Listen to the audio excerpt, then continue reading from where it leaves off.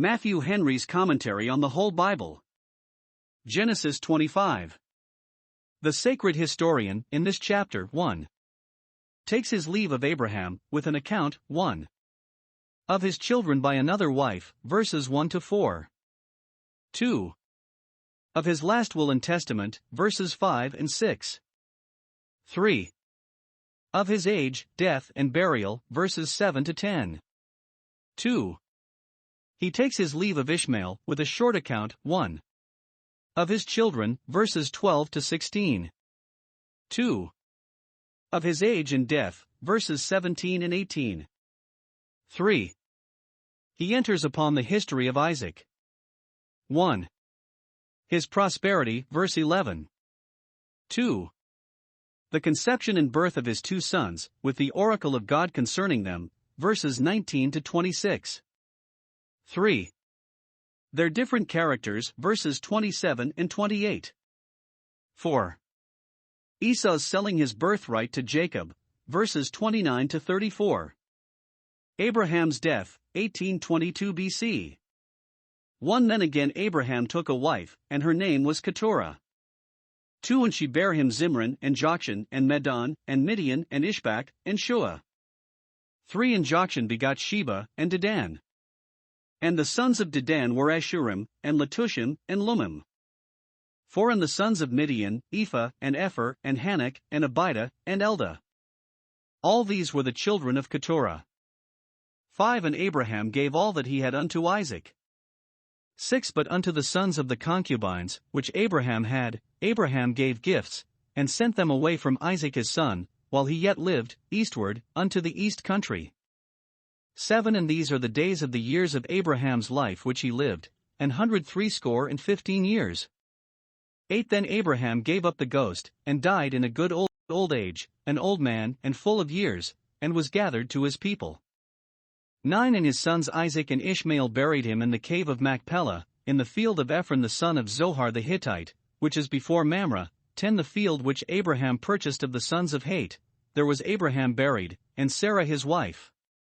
Abraham lived, after the marriage of Isaac, 35 years, and all that is recorded concerning him during the time lies here in a very few verses. We hear no more of God's extraordinary appearances to him or trials of him, for all the days, even of the best and greatest saints, are not eminent days, some slide on silently, and neither come nor go with observation. Such were these last days of Abraham. We have here 1. An account of his children by Keturah, another wife whom he married after the death of Sarah. He had buried Sarah and married Isaac, the two dear companions of his life, and was now solitary. He wanted a nurse, his family wanted a governess, and it was not good for him to be thus alone. He therefore marries Keturah, probably the chief of his maidservants, born in his house, or bought with money.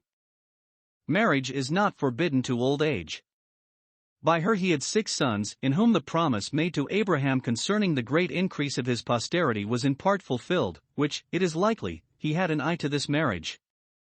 The strength he received by the promise still remained in him, to show how much the virtue of the promise exceeds the power of nature.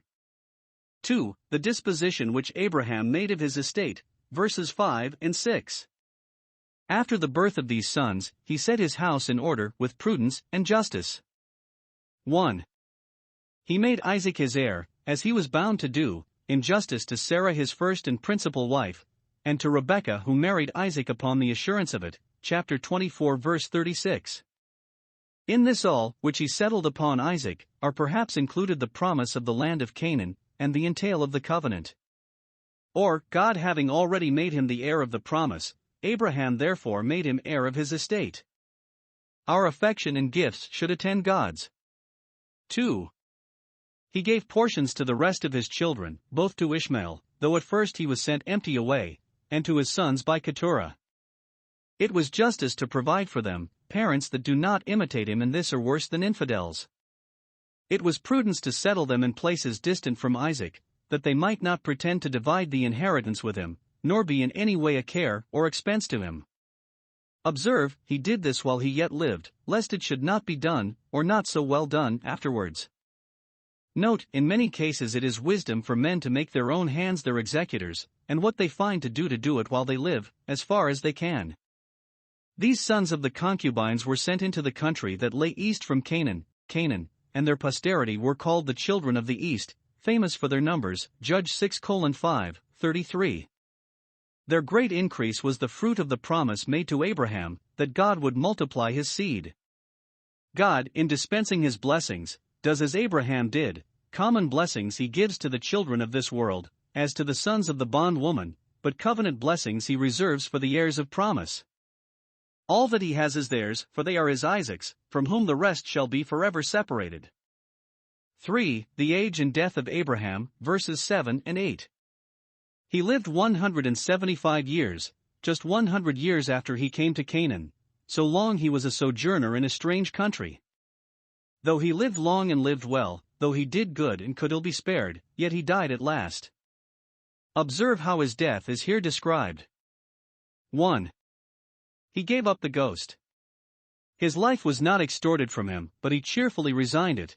Into the hands of the Father of spirits he committed his spirit. 2. He died in a good old age, an old man, so God had promised him. His death was his discharge from the burdens of his age. An old man would not so live always. It was also the crown of the glory of his old age. 3. He was full of years, or full of life, as it might be supplied, including all the conveniences and comforts of life. He did not live till the world was weary of him, but till he was weary of the world, he had had enough of it, and desired no more. Vixi quantum satis est I have lived long enough. A good man, though he should not die old, dies full of days, satisfied with living here, and longing to live in a better place. 4. He was gathered to his people. His body was gathered to the congregation of the dead, and his soul to the congregation of the blessed. Note, death gathers us to our people. Those that are our people while we live, whether the people of God or the children of this world, are the people to whom death will gather us. 4. His burial, verses 9 and 10. Here is nothing recorded of the pomp or ceremony of his funeral, only we are told 1. Who buried him? His sons Isaac and Ishmael. It was the last office of respect they had to pay to their good father. Some distance there had formerly been between Isaac and Ishmael, but it seems either that Abraham had himself brought them together while he lived, or at least that his death reconciled them. 2. Where they buried him, in his own burying place, which he had purchased, and in which he had buried Sarah. Note, those that in life have been very dear to each other may not only innocently, but laudably, desire to be buried together, that in their deaths they may not be divided, and in token of their hopes of rising together. Genealogy of Ishmael, 1822 BC. 11. And it came to pass after the death of Abraham, that God blessed his son Isaac, and Isaac dwelt by the well Lahairoi. 12. Now these are the generations of Ishmael, Abraham's son, whom Hagar the Egyptian, Sarah's handmaid, bare unto Abraham. 13. And these are the names of the sons of Ishmael by their names, according to their generations. The firstborn of Ishmael, Nebajoth, and Kedar, and Adbeel, and Mibsam. 14. And Mishma, and Duma, and Massa. 15. Hadar, and Tema, Jetur, Naphish, and Kedema. 16. These are the sons of Ishmael, and these are their names, by their towns, and by their castles, 12 princes, according to their nations. 17. And these are the years of the life of Ishmael, 137 years, and he gave up the ghost and died, and was gathered unto his people. 18. And they dwelt from Havilah unto Shur, that is before Egypt, as thou goest toward Assyria, and he died in the presence of all his brethren. Immediately after the account of Abraham's death, Moses begins the story of Isaac, verse 11, and tells us where he dwelt, and how remarkably God blessed him. Note, the blessing of Abraham did not die with him, but survived to all the children of the promise. But he presently digresses from the story of Isaac, to give a short account of Ishmael, forasmuch as he also was a son of Abraham, and God had made some promises concerning him, which it was requisite we should know the accomplishment of. Observe here what is said. 1. Concerning his children. He had 12 sons, 12 princes they are called, verse 16, heads of families, which in process of time became nations, distinct tribes, numerous and very considerable. They peopled a very large continent that lay between Egypt and Assyria, called Arabia. The names of his 12 sons are recorded. Midian and Kedar we often read of in Scripture. And some very good expositors have taken notice of the signification of those 3 names which are put together, verse 14, as containing good advice to us all, Mishma, Duma, and Massa, that is, hear, keep silence, and bear. We have them together in the same order, James 1 verse 19, be swift to hear, slow to speak, slow to wrath.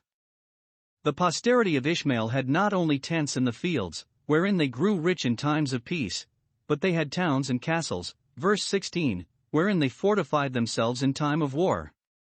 Now the number and strength of this family were the fruit of the promise made to Hagar concerning Ishmael, chapter 16 verse 10, and to Abraham, chapter 17 verse 20 and chapter 21 verse 13. Note, many that are strangers to the covenants of promise are yet blessed with outward prosperity for the sake of their godly ancestors. Wealth and riches shall be in their house. 2. Concerning himself. Here is an account of his age. He lived 137 years, verse 17, which is recorded to show the efficacy of Abraham's prayer for him, chapter 17 verse 18, O that Ishmael might live before thee. Here is also an account of his death. He too was gathered to his people, but it is not said that he was full of days, though he lived to so great an age, he was not so weary of the world, nor so willing to leave it, as his good father was. Those words, he fell in the presence of all his brethren, whether they mean, as we take them, he died, or, as others, his lot fell, are designed to show the fulfilling of that word to Hagar, chapter 16 verse 12, he shall dwell in the presence of all his brethren, that is, he shall flourish and be eminent among them, and shall hold his own to the last. Or he died with his friends about him, which is comfortable.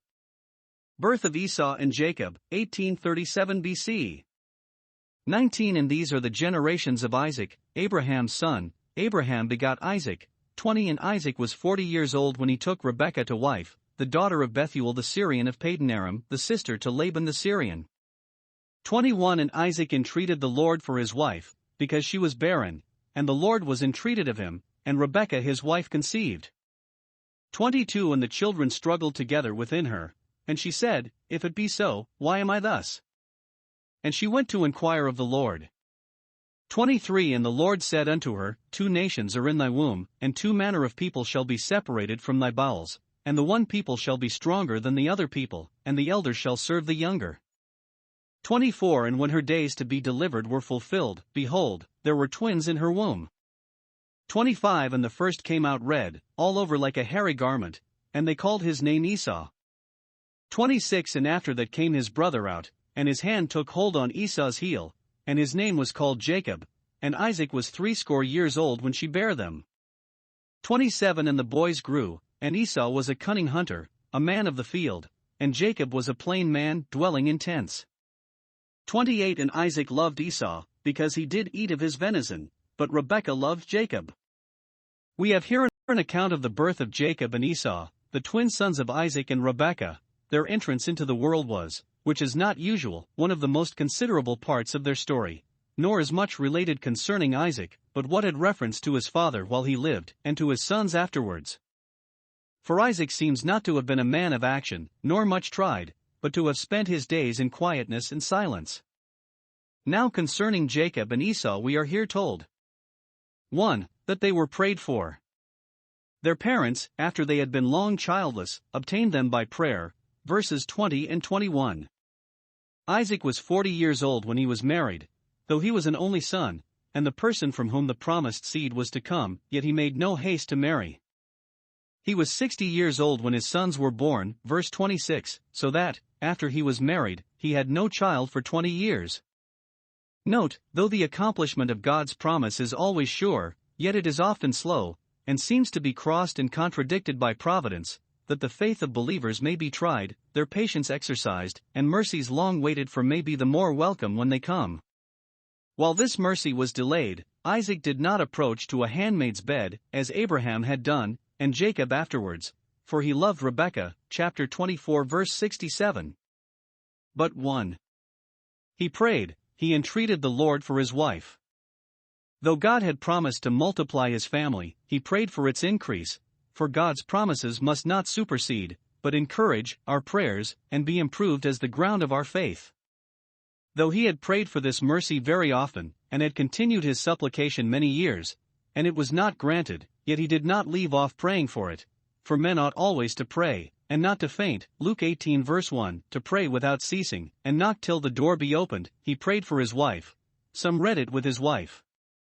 Note, husbands and wives should pray together, which is intimated in the apostles' caution, that their prayers be not hindered, 1 Peter 3 verse 7. The Jews have a tradition that Isaac, at length, took his wife with him to Mount Moriah, where God had promised that he would multiply Abraham's seed, ch. 22:17, and there, in his prayer with her and for her, pleaded the promise made in that very place. 2. God heard his prayer, and was entreated of him. Note, children are the gift of God.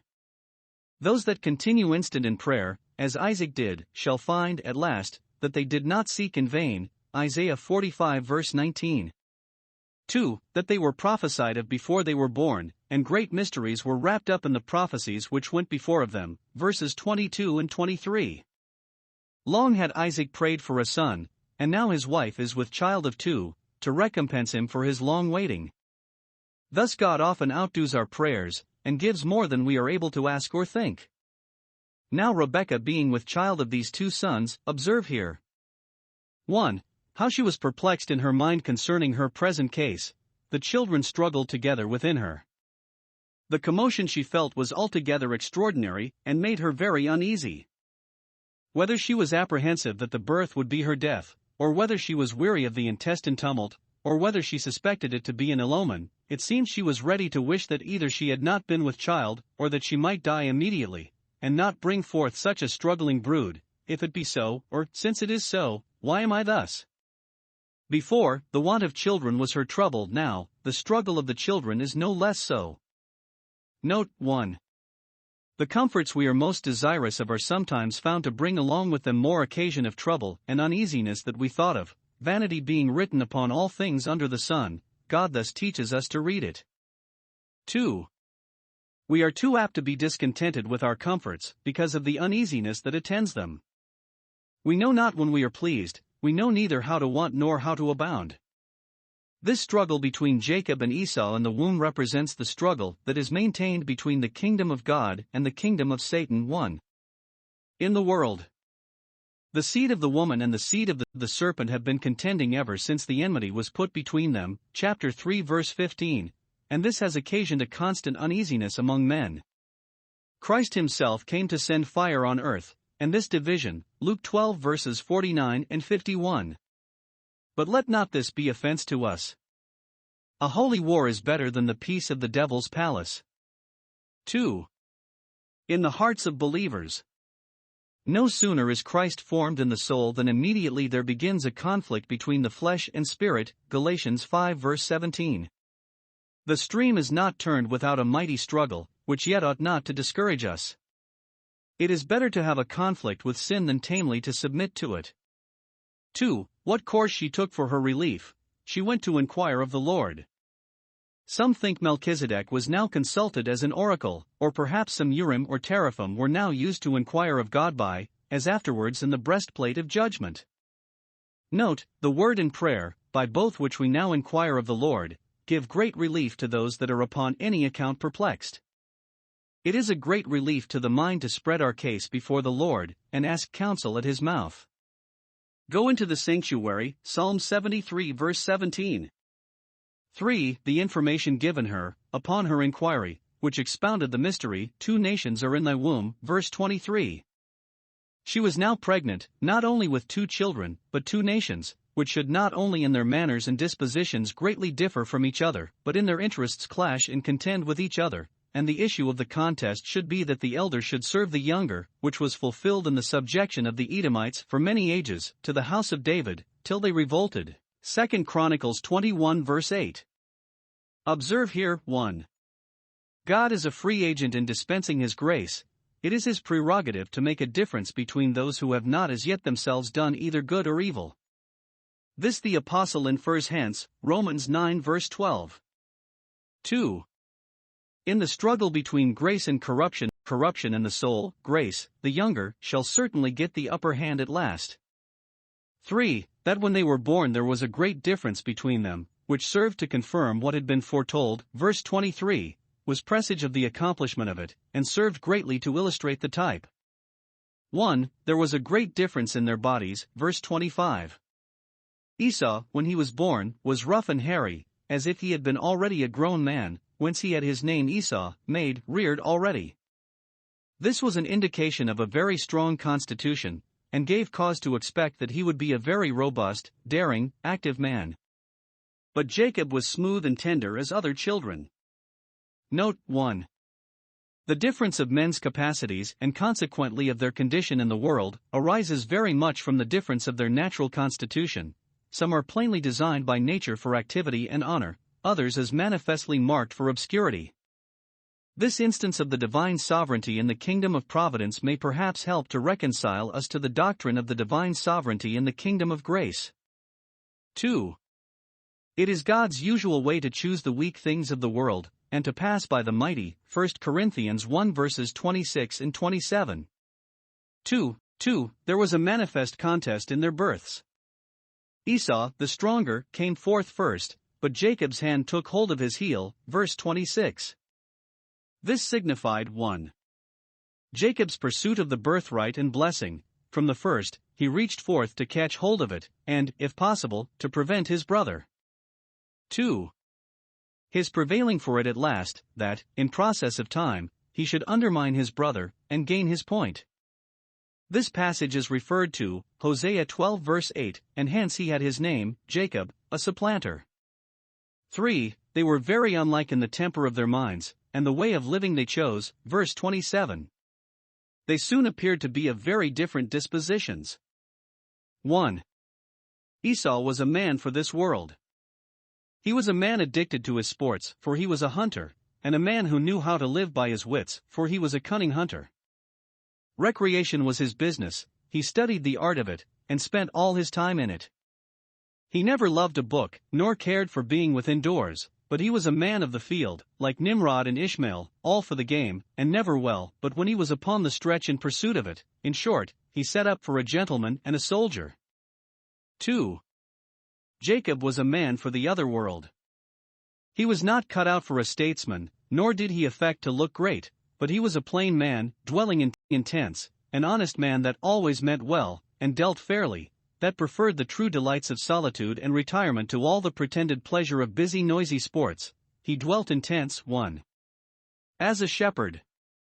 He was attached to that safe and silent employment of keeping sheep, to which also he bred up his children, chapter 46 verse 34. Or 2. As a student. He frequented the tents of Melchizedek, or Heber, as some understand it, to be taught by them divine things. And this was that son of Isaac on whom the covenant was entailed. For their interest in the affections of their parents was likewise different. They had but these 2 children, and, it seems, one was the father's darling, and the other the mother's, verse 28. 1. Isaac, though he was not a stirring man himself, for when he went into the fields he went to meditate and pray, not to hunt, yet loved to have his son active. Esau knew how to please him, and showed a great respect for him, by treating him often with venison, which gained him the affections of the good old man, and won upon him more than one would have thought. 2. Rebekah was mindful of the oracle of God, which had given the preference to Jacob, and therefore she preferred him in her love. And, if it be lawful for parents to make a difference between their children upon any account, doubtless Rebekah was in the right, that loved him whom God loved. Esau sells his birthright, 1805 BC. 29 And Jacob sowed pottage, and Esau came from the field, and he was faint. 30 And Esau said to Jacob, Feed me, I pray thee, with that same red pottage, for I am faint. Therefore was his name called Edom. 31 And Jacob said, Sell me this day thy birthright. 32 And Esau said, Behold, I am at the point to die, and what profit shall this birthright do to me? 33 And Jacob said, Swear to me this day. And he sware unto him, and he sold his birthright unto Jacob. 34 Then Jacob gave Esau bread and pottage of lentils, and he did eat and drink, and rose up, and went his way. Thus Esau despised his birthright. We have here a bargain made between Jacob and Esau about the birthright, which was Esau's by providence but Jacob's by promise. It was a spiritual privilege including the excellency of dignity and the excellency of power, as well as the double portion, chapter 49 verse 3. It seemed to be such a birthright as had then the blessing annexed to it, and the entail of the promise. Now see. 1. Jacob's pious desire of the birthright, which yet he sought to obtain by indirect courses, not agreeable to his character as a plain man. It was not out of pride or ambition that he coveted the birthright, but with an eye to spiritual blessings, which he had got well acquainted with in his tents, while Esau had lost the scent of them in the field. For this he is to be commended, that he coveted earnestly the best gifts, yet in this he cannot be justified, that he took advantage of his brother's necessity to make him a very hard bargain. Verse 31 Sell me this day thy birthright. Probably there had formerly been some communication between them about this matter, and then it was not so great a surprise upon Esau as here it seems to be, and, it may be, Esau had sometimes spoken slightly of the birthright and its appurtenances, which encouraged Jacob to make this proposal to him. And if so, Jacob is, in some measure, excusable in what he did to gain his point. Note, plain men that have their conversation in simplicity and godly sincerity, and without worldly wisdom, are often found wisest of all for their souls in eternity. Those are wise indeed that are wise for another world. Jacob's wisdom appeared in two things. 1. He chose the fittest time, took the opportunity when it offered itself, and did not let it slip. 2. Having made the bargain, he made it sure, and got it confirmed by Esau's oath. Swear to me this day, verse 33. He took Esau when he was in the mind, and would not leave him a power of revocation.